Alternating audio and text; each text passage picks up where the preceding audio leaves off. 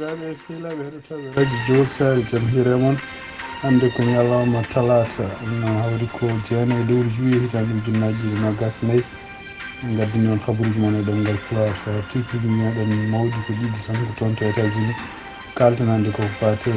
pottital manggal banggal toon to Washington ɗum noon pottital ngal mbiyata fedde biyetende OTAN caggal muɗum kadi ma en jaa toon to politique ɓen caɗele kamɓe démocrate ɓe jogui oɗo saha joni walla parti e kampe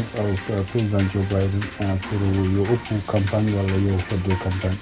ɗum on tituji meɗen ɓuuri mawnude ma en jañi e habaruji muɗum joni joni e surtout noon tan hande ko talata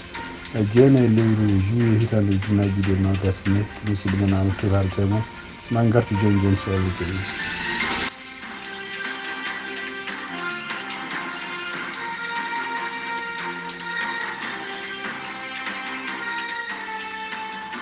bandiraɓe sehilaɓe heɗotoɓe radio Juillet sare mi calminama lawol gongol hadde men fuɗɗade habaruji ƴiwonde mawde wiyetende Beril ha hande nene continue wadde caɗele wonande yimɓe wonɓe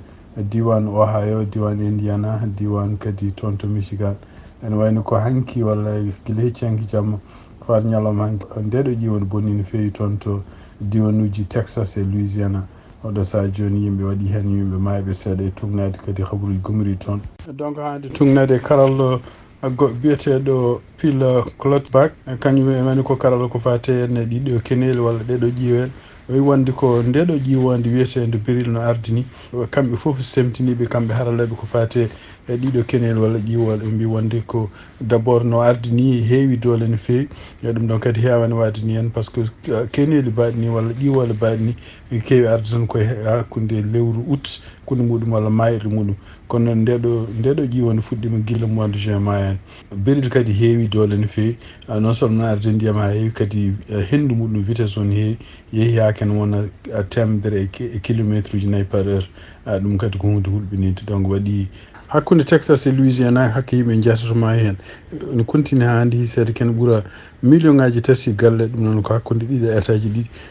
wayno ko ngala taw courant ha hande kadi ndiyam ɗo nene continue ne doga e laabi ɗo to no wonti joni ko beeli ha hande ne wayno ko ƴiwonde Beril nde nattani taw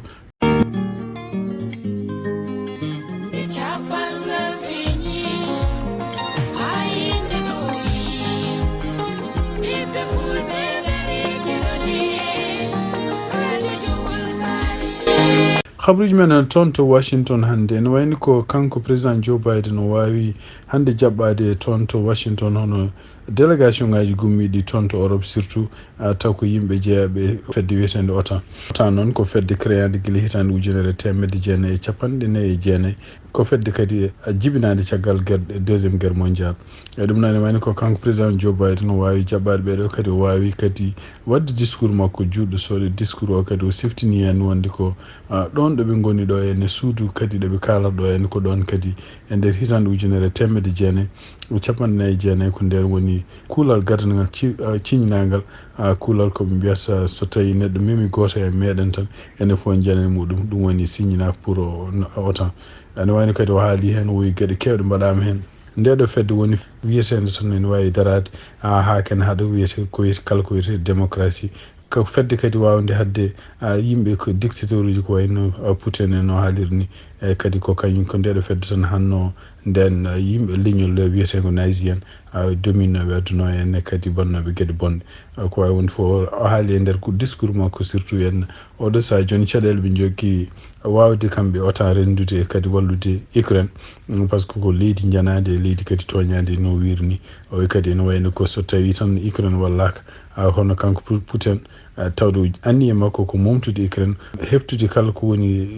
woni ko Ukraine jeeyi e kadi dominde ɗum e ɗum noon wi wona ɗon tan no dartoto ɗum noon ko alay saago OTAN kañum ko hoore continue liggade pour beele no continue wallude Ukraine ɗum noon ko ɗum woni ko haalten en wayno ko e nder discours makko en o haali hen gueɗe kewɗe kita e haalluji makko kanko président Joe Biden o wiyande ko ne États-Unis ma rokku kaɓirɗe ɗe ganduɗa en toon to Ukraine kaɓirɗe balloje Ukraine e rende weewi muɗum ɗum noon ko kaɓirɗe mbiyata antimissile e ɗum noon kadi ne wayno ko ɗum woni haalluji makko e ɗum ɗo fof kadi ko wawde wallude kadi hadde ɗiɗo missile aji continue yande toon to Ukraine hawri ko hanki muɗum tan hono kamɓe Russe naɓe berlinoma toon misil ɗum noon ko hôpital mo mbiyata hôpital taw ko sawrata sukaɓe donc ene wayno ko kamɓe États-Unis kamɓe Allemagne e kamɓe Roumanie ko kamɓe mbaɗata ɗeɗon kaɓirɗe biyeteɗe patriote wawde samminde kala koni mislaji donc kaɓirɗe kewɗe kalama hen taw ko kaɓirɗe ɗe hen hawne ko won hen gummotoɗo e États-Unis won hen gummotoɗo toon to leyɗel Europe ene wayno ko wawi wonde fof ko Canada e kañum e Norvège e Espagne e Angleterre ko kañumen gonata hakkude ɗo pour wawde wallude ɗeɗon kaɓirɗe fof ne jettiri toon to Ukraine e ɗeɗon kaɓirɗe kadi no Ukraine naaɓe surtout dadiɓe Ukraine naaɓe holno keblira ko fati ɗum ɗon ko jiiɗa ɗum kene anda tan ma won joni hitande hono kamɓe États-Unis kadi eɓe gonno koye ma won joni hitande e wayno ko kamɓe États-Unis aussi ɓe gonno koye heblude militaire uji Ukraine naaɓe pour wawde pilote avion ngaji ko mbiyata bombardier ji F-16 ɗinon bombardier ji ne wayno ko États-Unis yamiri wonde ko Ukraine naaɓe e keɓɗi ɗon ko wawi wonde fof ene wayno ko kanko président Zelensky omo continue hande kadi namdade il faut ko ɓe daña kamɓe Ukraine ɓe mbawa dañde rende weeyo mabɓe ko nden ɓe mbawata kadi continde haɓede ede siftin ɗon tan wonde kanko président Donald Trump ene wayno o haali wi wonde ko so tawi o ari maw force Ukraine ma ha beele ne wawa kañum e Russie beele ne mbawa dartinde guerre o e ɗum noon e wiide makko ko kañum hoore mum jaɓa leyɗele ɓe ganduɗa henne kamɓe Russie ɓe keftiɗe ɗeɗon leyɗele wasa wiide hankkadi ne ɗum noon ko ɗum woni ko président Zelensky jaɓani e ɗum kadi ko ɗum woni hono kamɓe NATO o yimɓe jeeyaɓe o tan ɓe jaɓani e ɗeɗon peeje ko wawi wonde fof ene wayno batu ngu fuɗɗima hande jeenayyi ma yaaha ñande 11 lewru juillet hande to États-Unis nguɗo batu kadi ne baɗogu toon batu o tan e ɗum noon kadi wayno ko kutorgal wonande kamɓe américain ji ƴewde hono kanko président Joe Biden holno jogori waade e ɗeɗo balɗe tati garoji est ce que ɗum ɗon ne wawi omo wawi hollude hen yeeso walla omo wawi hollude hen ɓandu makko wonde ko omo wawi résistude walla kadi gueɗe mbaɗe noon ɗum noon fof ko caggal nde kamɓe démocrate en ko ɓuuri hewde mabɓe ene continue supportudemo kanko président Joe Biden yo continue wonde candidat kono ne wayno ko yiyama ko sakkiti ko taw ko sénateur uji e député ji kewɗi taw ko démocrate en fuɗɗiɓe yaltude wiide wonde ko kanko président Joe Biden il faut ko natta wonde candidat ɗum noon e wayno ko sakkiti ko tan e wayno ko kanko Hakim Jeffrey ɗum noon ko gardiɗo suudu représentant ji toon to Washington o ari o wi wonde ko supportugo Joe Biden e kadi ene wayno ko hande omo jogui o wi hande omo hooli wonde président Joe Biden ko kañum tan wawi hawde hono Donald Trump hono oɗo kadi Alexandria Cortez kañumni ko représentant jeeyaɗo toon to New York kañum hoɗum yalti wi wonde ko président Joe Biden supporte ɗum ɗo fof noon ari ko caggal nde kamɓe kadi sarɗiyankoɓe mbawi rendude toon taw ko démocrate en ɓe mbawi rendude toon kadi to Washington ɗum kadi ko ɓooyi hono kanko kadi biyeteɗo Benny Thompson on kadi ko kañum arduno en ko gomu enquêtannoɗo kanko Donald Trump ɗum noon mbaɗannoɗomo empêchement e nder hitande ujunnaji 2020 gomu mbaɗannoɗo enquêtannoɗomo kanko Donald Trump ɗum noon ko addi hitande ujunnaji 2020 ene wayno kanko hoore makko wi wonde ko oɗo saha joni ko kamɓe démocrate ɓe poti wonde haqqillaji mabɓe poti huccidde koye e famde wonde hono kono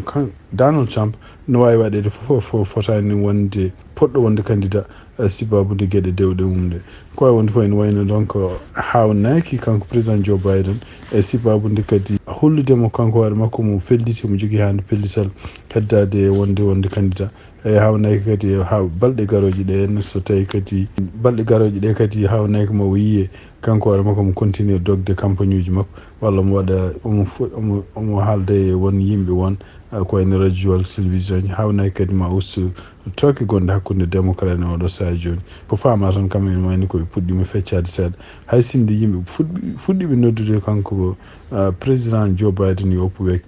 ɓurani hewde yimɓe saliɓe kontiɓe sippordudemo ɓe ko jiiɗa ɗum wayno ko New York Times windino e journal muɗum wi wonde ko neurologue goto arino toon to Maison Blanche laabi kewɗi ɗum noon koye hitande ujunnaji 2024 e ɗum noon e wayno ko caggal muɗum caggal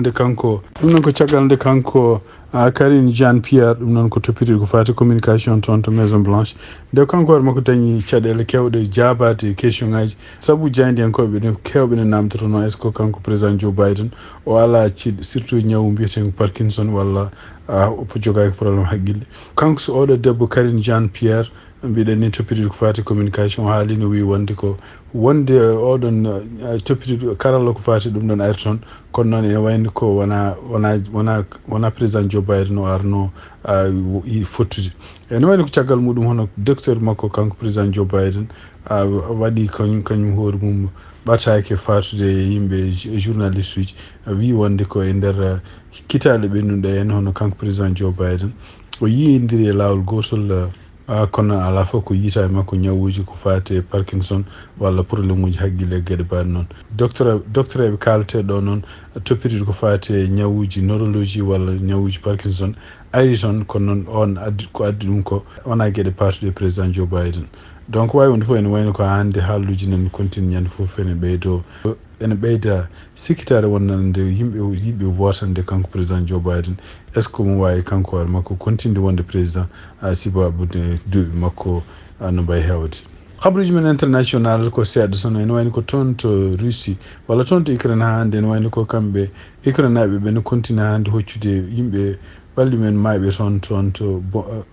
sukaɓe mo kamɓe Russie ɓe bellino toon missile hanki ɗum noon ene wayni ko oɗo saha joni ken wonno 60 neɗɗo ɓandu hoccama toon ɗum kadi ko caggal nde ɓe continue ha nde ɓe guitta won ɓalle janɗe hen walla won gueɗe janɗe hen taw won yimɓe wonɓe nder ko wawi wonde fof ene wayno ko jiiɗa e ɗum hono kanko tribunal goto toon to Russie yamiri wonde hono biyeteɗo Yulia Navalny ɗum noon ko neɗɗo mo ganduɗa ko kanko woni joom suudu Alexei Navalny maynoɗo toon kaso ene wayno ko on yo nangue ɗum noon nanggugol makko haysinde ko ala e leydi Russie ça veut dire ko kala nde o arti Russie kadi ko nangueten ɗum noon siftinɗon ko oɗo debbo kañum hoore mum no continue campagne mo gorko mum wonno hono Alexei Navalny ko kañum toon wonno opposant gonnoɗo toon jinnoɗo heftude laamu makko kanko Vladimir Putin e kadi finalement waɗa posene waɗa e muɗum laabi kewɗi e finalement soka ha ma e kaso bandiraɓe sehilaɓe heɗotoɓe radio Jowo Sare ko ɗi kabaruji min jogon noon hannde e oɗon ñalawma talata 9 lewru juillet tan ujunnaje 2024 en mbaale jaam on jarama.